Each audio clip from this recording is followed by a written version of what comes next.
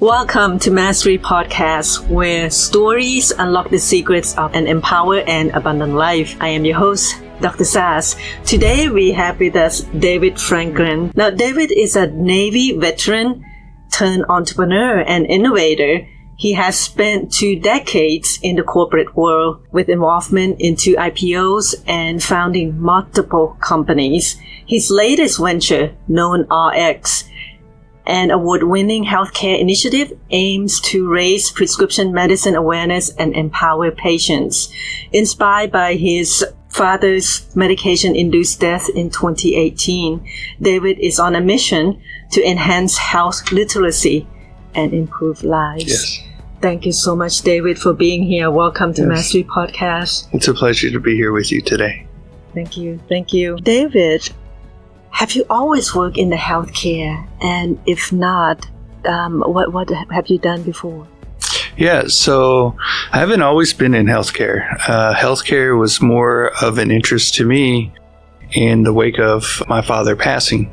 But prior to that, as mentioned, I was in the Navy, but I was in communications in the Navy, so I wasn't even in the medical field. And then I transferred out into technology, eventually into the startup community. So I've been a technologist for most of my life, application engineer, a solution architect, even a consultant. But in 2018, over the course of 6 weeks, I lost my father. And in that experience, I saw there were enormous amount of information, but not informed decisions, really just too much information that could be processed in critical points of time. So I wanted to solve something. I remember thinking that as the youngest of 7 and losing my father, as the child, I wanted to blame somebody, but as a technologist, I wanted to fix something. And it's through that pain, through that loss, that I was able to learn about healthcare, the systems, how it operates, and how I can help address to empower people to have better conversations, because I wasn't equipped to have the conversations I needed on behalf of my father, and I wasn't under the best understanding of what the medications were. There is a level of trust but verify, and you do that, but having a deeper understanding of the medications and how you can do this in real world experiences just with over-the-counter or prescribed medicines. It doesn't have to go to the point of an ICU or a hospitalization.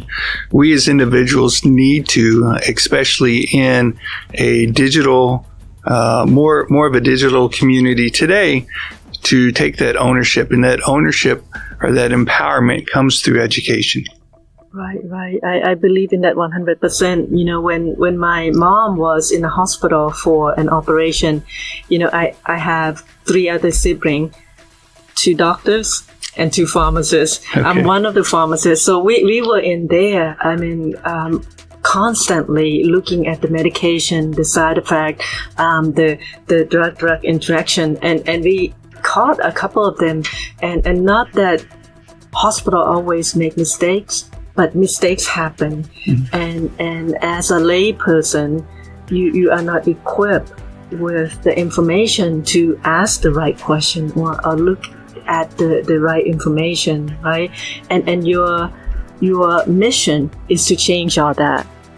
It really is. You know, one of the statistics that I've learned over this amount of time, for example, in 2022, there were 4.7 billion prescriptions prescribed in the U.S., and 2 out of every 3 physician appointments results in a medication.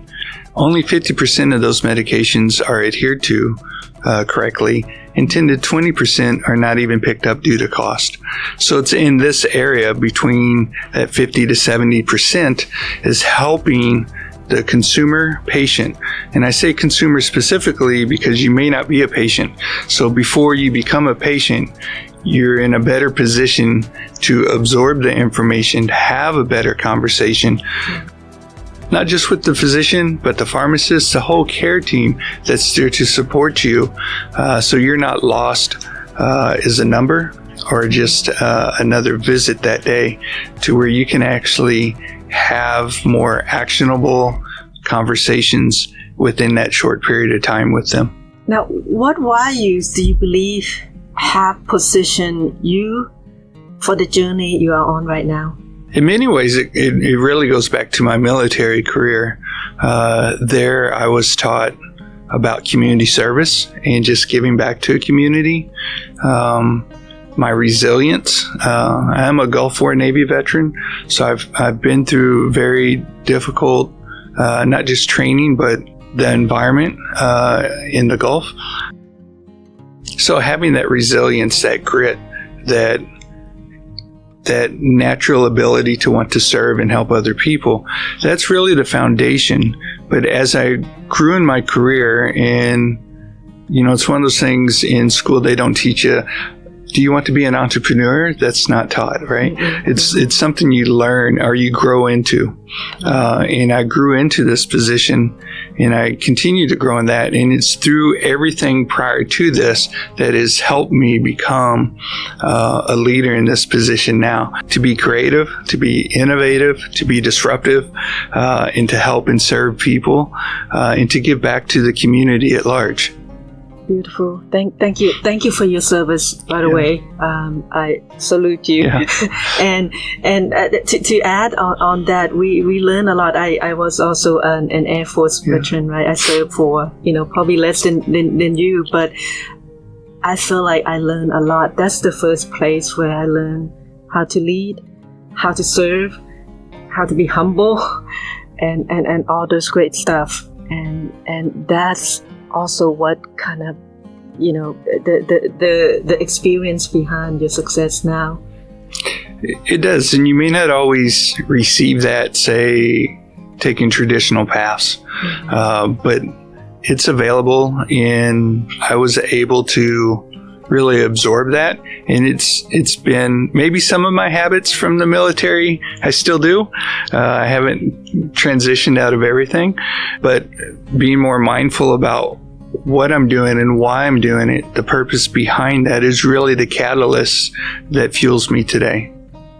Right.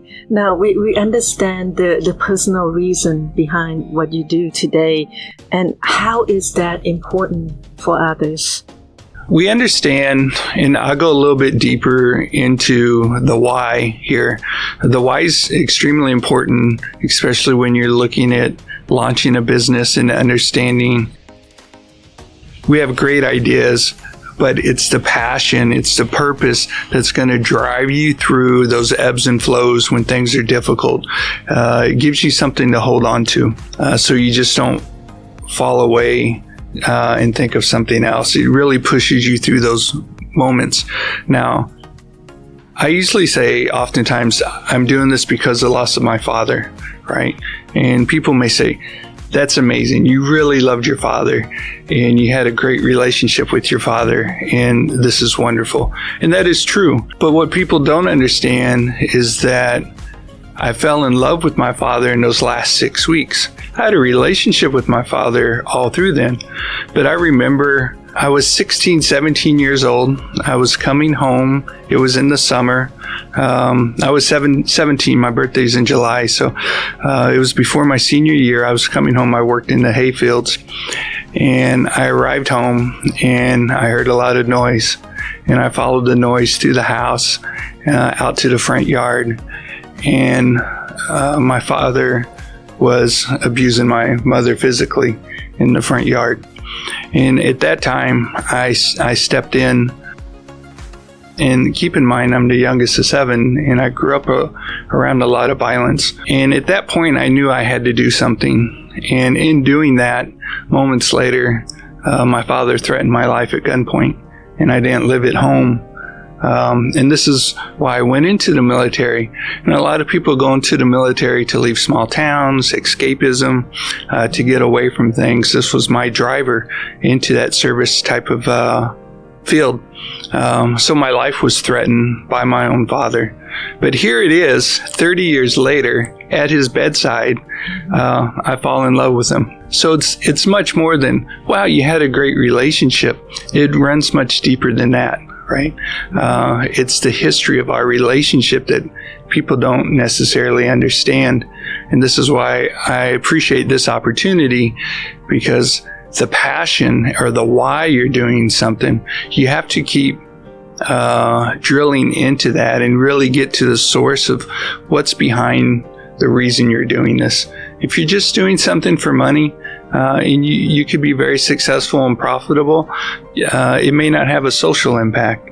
But when you do have a why, you're going to go get through so many things that you didn't know you had the power to get through it, because you're holding on to something so deep and so meaningful. You want to touch other people's lives through that passion.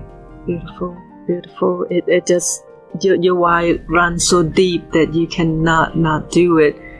And when you cannot not do it, you cannot give up. And your passion is so strong that you're giving it 110%. Yes. Yeah, beautiful. Thank you for that. And I'm happy for you and your father that toward the end of his life, you're able to reconcile your relationship. And that's something important, right? As the soul lives this world. Very much so, because even over those 6 weeks, for the majority of the time he was incubated, so he wasn't able to communicate with me. It was more about me having the opportunity to care for him and to give to him in that setting. And that was a valuable lesson. I also believe he continues to teach me today. And that's just magical, right? Yeah, absolutely. I believe that 100% our loved one kind of watch over us from not really a distance. They hear all the time. We just can't see them with our physical eyes. I also believe that I am him in many ways. I'm a continuation of him. So this is where self-care, self-love comes into play in making peace with different challenges in your life. So it's very important. So in not liking him or hating him, that's only damaging to myself. But those are things that you have to work through and progress through. Those wounds don't heal quickly, right? And it takes a lot of work, but it's worthy of that journey. Right, absolutely. Everything is a process, especially wound that is this deep. Now, before I go into my final question, I want you to explain about a little bit about knowRx. What stage are you at right now, and where can people follow your work? Well, I love what we're doing, not just the passion, or not the why or the passion, but really being able to impact the community at large. So knowRx, or knowledge about prescriptions, really, we have a couple products. One is working with pharmaceutical companies and physicians. One is working with physicians and consumers with real-world data, real-world evidence. So what we're trying to do with new technology and machine learning is to predict the probability of a side effect using real-world data as we take medications. What's interesting around that, too, is that as you prescribe or add a medication to our mobile application, we will start to give you information specific for you. Maybe it's health literacy content, because really what we're doing is looking at all the side effects, the potential side effects, not the medicine, not the reason for the medicine, but when you inject a medicine, what are the side effects? And if we can make you more aware, maybe it's depression. So maybe we need to give you articles on conscious breathing, or the importance of going for a walk or being outside, or how nutritional habits can impact your mental state. So we're always looking to adjust and make it really a more personalized experience through there. More importantly, we're in the process of launching Advocacy RX, which is focused on health literacy, community engagement, and we have some exciting areas around medication costs that we're going to introduce in 2024. So being able to extend this out, be disruptive in the industry, and bring about change and really empower people to have better health outcomes, it really starts with how are we able to get one neuron to fire in their brain chemistry to make a positive impact in their lives, and continuously do that for themselves and for the ones around them. So knowRx Health, we have a mobile application for consumers called the OWL app. And we're just very excited to serve the community at large and to provide a meaningful, valuable resource that positions them for better conversations with their care team. Yeah, beautiful. And where can consumer and health institution get this product? Yeah, so the main landing page or website is just knowRx, KNOWRX health.com. And on that page, you will see information there for industry partners, and then you will see information for consumers as well for the mobile application. Nice. And the mobile application is intelligently named. It's OWL app. Yes. Yeah, because I was looking at, you may call it the corporate totem animal or something, but here the owl I see is an overseer, is intelligent, is a guardian, wisdom that keeps watch over people. Here, all with the lens of medications. So medication, supplements, over the counter. We want to be there to help that person through those different various schedules. Beautiful.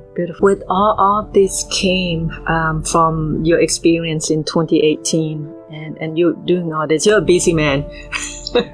You're doing a lot. Yeah. Are you finding fulfillment in what you're doing right now? What is happiness for you? What is fulfillment? There's probably a couple streams there. So there's a lot of fulfillment from a creative, innovative side, the technical, analytical side that I get out of business. On the personal level, I've really taken an inward journey through mindfulness, through meditation, through yoga, different types of exercises to really balance out my work lifestyle. But relative to happiness, I see that I can be happy in the moment because I'm focused on the present moment, not necessarily what's happening around me, because that's variable and that can change. But if I have inner peace and if I make peace with what's going on around me, then I can be happy in that surrounding, understanding that whether it's an adventure or a misadventure, it's all leading me towards a path of where I need to go. So embracing the path and embracing the situation versus resisting it. If I resist it, that's where the stress comes in. If I learn to embrace it, even if I don't have to like it to embrace it. Right, I don't have to like washing dishes or doing the laundry. Yeah. But if I can embrace it and make it a joyful moment, I can find happiness in that scenario. From a corporate standpoint, happiness is knowing that we'll have a positive impact on people's lives. Beautiful. Thank you. Yeah. Thank you. And we talk a lot about different things during this interview, right? The knowRx and your experience, your why, and now what is happiness. And it's pretty much is living in the moment. And it not necessarily everything happened in the future or the past. It's at this present moment. And I think that is a very good way to look at life and to balance it all. And I hope our listener and our people who are watching this podcast interview take that and start practicing that, because you are more than just your intelligence. You are more than just your body, and you are more than just what you create in this world, right? And taking self-care and balancing everything is really crucial. Now let me ask you one last thing. I lied about that one last question. What would be one thing, the one thing that you feel like if people know it would be a start for them to a more fulfilling, whether it be in business or in their entrepreneurship, venture, or just relationship? What is that one golden nugget? For me, I've really centered around transition points in life. So maybe you're not an entrepreneur and you're in a corporate position. When you leave the house and you go to work, that's a transition. And you go from, say, a spouse, a sibling, any type of that role. You're changing roles, right? And then when you leave work, maybe you go to an after school event with your children. Now you're a father, like in my case, or you go home, you could be a husband. And these are transition points that we often overlook. I think it's very important to understand conscious breathing and to just really give yourself a moment to transition from one role to the next role. Even if you're going into a meeting and coming out of a meeting into a different role, give yourself the opportunity to transition, mentally transition. Take a few conscious breaths, create more space in the prefrontal cortex. Give yourself the time to respond versus react. So identify those transition points. Just slow down and not rush into everything. I've learned that historically I became something for everybody, nothing to myself. But as I began to learn how to transition better, whether it's from the military into civilian life, inside of corporate, going from corporate into entrepreneurship, in between meetings, there's so many transition points in a day that we need to slow down and to embrace what role we're about to take on and recognize how we want to perform in that area. And breathing, which we do every day, all day, like it's so important, don't stop. But there's a right way and the wrong way to breathe. You can go. Yeah. Correct. It's like panting, it's not good, right? But have a mindful experience with an inhale, exhale, and really what it's doing is it's taking you from your sympathetic nervous system to your parasympathetic nervous system. So it's taking you from fight or flight to rest and relax, right? And you can do that within a few seconds. And that's so healthy for your mindset, for yourself, and for the people around you. Beautiful.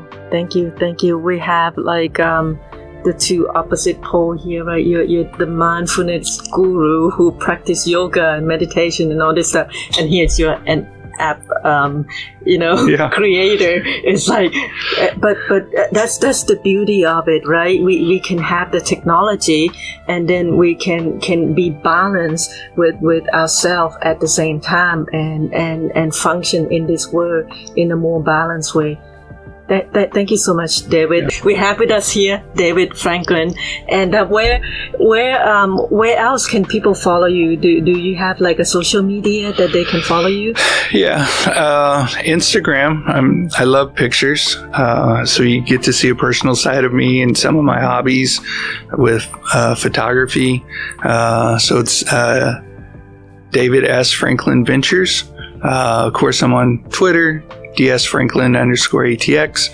And then just from a corporate standpoint, knowRx, and that tracks back to me as well. Awesome. Awesome. Thank you so much, David, for such a great conversation. And thank you for doing the great things in the world. And it's just a pleasure speaking with you always. And thank you, our audience, for listening. And we'll speak again, I'm sure. Thank you so much for being here. Thank you so much, Sass. I appreciate it.